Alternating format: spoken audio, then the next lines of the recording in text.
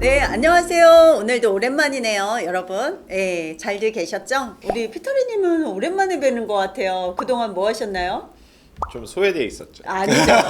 한간의 소문에는 포르투갈 싹쓸이, 예, 아, 포르투갈 네. 투자이민으로 바쁘셨죠? 몇 주 안 남았잖아요. 그렇죠. 네. 생각보다 좋은 반응을 보여주셔서 네. 잘 되고 있습니다. 제가 보면은 론칭 한 1개월 만에 7월 달에 거의 뭐 한 3개 빼놓고 다 솔드아웃. 그래서 그런지 우리 네. 피터님 얼굴이 바뀌었어. 아, 이 복장도 지금 바로 바다로 갈 수 있어. 오늘 복장은 약간 섬나라 복장으로 제가 여행 가는 느낌으로 왔습니다. 네.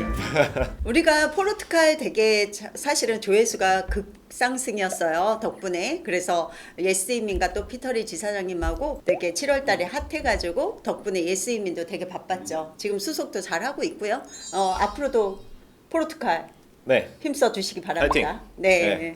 네, 오늘은 여러분들 조금 시리어스 할 수도 있고 또 관심 분야가 되게 큰 캐리비안 쪽이나 아니면 유럽 국가의 빠른 해외 시민권으로 한번 우리가 토론을 해보려고 그러는데요. 최근에 모 방송국에서 빠른 해외 시민권으로 해서 반값 할인에 대한 어떻게 생각하세요?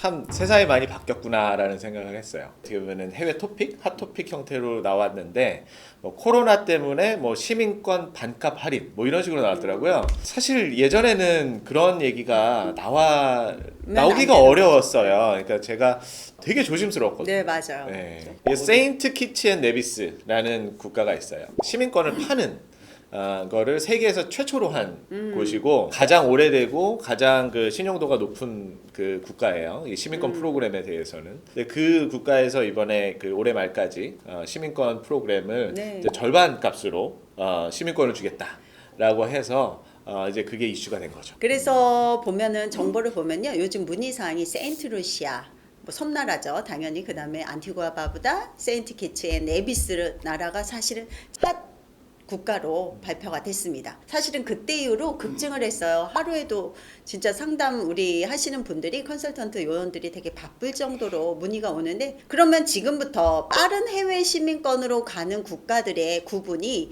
제가 알기로는 유럽 국가들 그 다음에 또 캐리비안 섬나라 그 다음에 또 그 외 오세아니아 주로 이렇게 크게 구분하는데 피터님 캐리비안 쪽으로 먼저 한번 우리가 얘기를 해보면 어느 국가들이 빠른 해외 시민권으로 될까요? 카리브해라고 하면은 많은 분들이 아직 좀 생소해하실 그쵸. 거예요. 카리브해에 여행을 간다.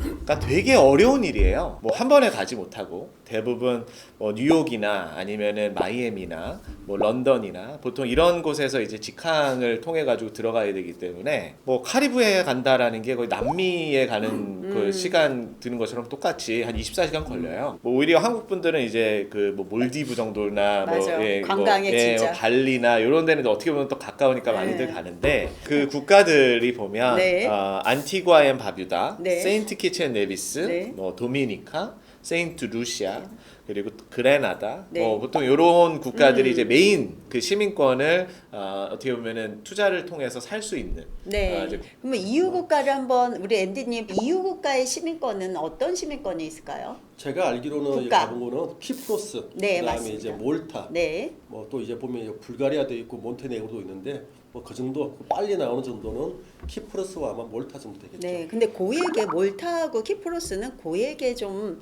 그 비용이 부동산 비용이 많이 들어가고 기부금도 다른 캐리비안 섬보다 사실은 네. 많은 금액이 들어가죠.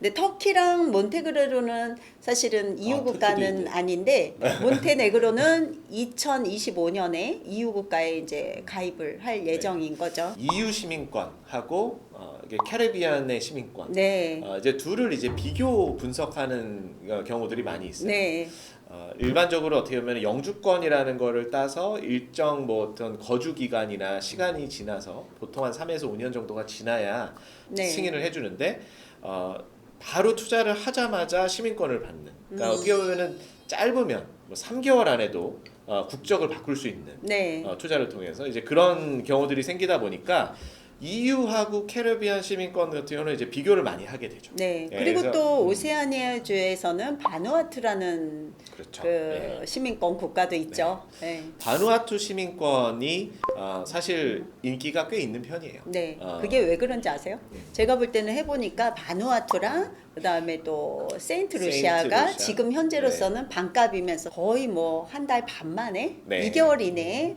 그러면서 빠른 시민권이 두 곳이죠. 되게 좋네요. 어떻게 보면은 진짜 그 드림 데스티네이션이잖아요. 많은 사람들한테 휴양지 아니에요? 미국인들이 주로 많이 가요. 휴양지죠. 그렇죠. 미국인들이 많이 가세요. 또 제가 볼 때는 캐리비안 섬의 그 매력을 빠른 시민권을 취득하는 이유 중에 뭐 몇 가지가 있는데 장점이 뭐냐면 제가 한번 정리를 해드릴게요. 예, 캐리비안의 장점에 대해서 5가지를 말씀드리고 싶은데요. 첫 번째로는 빠르고 간편한 시민권 취득인데 예를 들어 미국, 캐나다, 호주 같은 경우는 사실은 조건들이 많이 따라 붙는데 이것은 캐리비안 쪽은 학력, 경력, 영어 조건이 없습니다. 또 두 번째로는 방문 없이 비대면으로 빠른 시일 내에 해외 시민권을 취득 가능하다는 게 큰 장점이고요. 제가 알기로는 안티구아 바부다만 한 번 갔다 5년 네. 중에 한 번 갔다 오면 되고 그 외에 캐리비안 쪽 섬 나라들은 굳이 방문 없이도 이거를 취득할 수 있다는 거예요. 빠른 시민권으로. 또 세 번째로는 4세대 이민이 가능하고 또 영어를 쓰는 영어 공용어의 국가들이 많고요. 그다음 5번째로는 부동산 투자의 경우 임대 수익 창출도 가능하다는 거. 그래서 자산 이동이나 수익 창출이 매우 용이하기 때문에 많은 분들이 신청하시는 것 같습니다. 그게 가장 큰 요새 보면은 장점이죠. 네. 근데 궁금한 거는 카리브해 같으면 섬나라면 조그만하잖아요. 답답하지 않을까요? 실제로 카리브해에 있는 시민권을 신청하시는 분들은 유럽의 신청하시는 분하고 많이 다른 게 카리브해의 시민권을 신청하시는 분들은 실제 거기 가서 살고 싶으신 분은 없어요. 예. 한두 번 정도 휴양하고 대개 하나 정도 있으실 수 있을 것 같아요. 앤티구아 바부다는 사업적으로 가세요. 우리 손님들 그렇죠. 보면. 그라나다 같은 경우는 좋은 의대가 또 있으니까. 있으니까 그 교육의 수단으로도 사용하시기도 네. 하고요. 근데 실제로 가서 사시려고 하시는 분들은 사실 별로 없어요. 그렇죠. 돈은 많은데 예를 들어서 중국인이다. 여권으로 여행할 수 있는 국가가 수십여 개 국가밖에 안 돼요. 맞아요. 그러니까 거기 있는 부자들은 여행 갈 때마다 귀찮은 거예요. 그래서 패스포트를 바꿔야겠다라는 게 많은 이유가 있었고 또 하나는 이제 그 나라의 정세, 불안, 뭐 세금 이런 부분들에 대해서 좀 자유롭고 싶어 하셔서 나가시는 분들. 피팅도 그렇지 않아요? 요즘 저희 나라만 이제 이중 국적 갖다가 네. 허용하지 않고 있지만 물론 65세 지나고 나면 국적 회복은 뭐 별로는 치더라도 많은 국가들이 이중 국가 허용하고 있지 않아요? 네, 맞습니다. 허용하고 있죠. 네. 요즘에 카리브해 그렇다면 약간 느낌이 예전부터 약간 조세 피난처 뭐 그렇게 했을 때 시민권 따게 되면은 조금 우리 좀 그렇지만 우리나라 좀 다르게 보는 그런 거는 위험성은 없을까요? 그게 많은 분들이 생각하시는 이제 그렇죠. 막연한 네. 우려이실 것 같아요. 의외로 이 캐리비안에 있는 섬나라들이 대한민국과의 수교가 매우 오래된 나라들이에요. 캐리비안에 있는 시민권을 취득하시고 한국 국적을 포기하시면서 받으시는 그런 네거티브한 부분들은 아직까지 제가 들어보진 못했어요. 왜냐하면 그런 거를 함으로써 이제 외교적인 문제가 되거든요. 그때부터는. 그렇죠. 예, 맞아요. 그래서 거기까지는 가진 않아요. 다만 이제 합리적인 의심을 가지게 하는 범죄자나 아니면은 이제 경제적으로 뭔가 이슈가 있으신 분들은 깊게 들어와서 볼 수는 있겠죠. 하지만 그런 특별한 이유가 없이 그렇죠. 그렇게 제재받는 경우는 없습니다. 그러면 지금 또 궁금하시는 게 이제 평균 수속 기간이 얼마나 걸리는지 각 나라별로 국가별로 틀리는데 보통 캐리비안 섬들은 빠르잖아요. 네네. 그래서 보통 제가 알기로는 1개월 반에서 약 한 6개월 이내에는 네. 다 나오는 건데 어떤 나라가 제일 빠를까요? 시민권을 선택하실 때 가장 중요한 비교해야 되는 7가지가 있습니다.